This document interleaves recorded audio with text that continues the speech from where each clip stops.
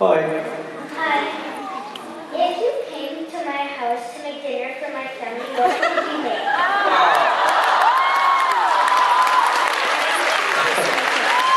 Just before I answer that, I've been lucky enough to do a few of these this year, and already you guys have got the best questions by far. What would I make? I'm a pretty terrible cook. What's it say?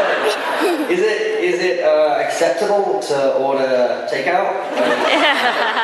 She's giving me the nod. Alright.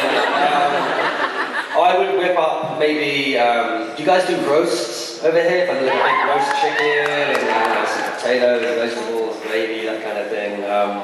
But I'd be heavily reliant on my mum. I'd probably be Skyping her as I cook.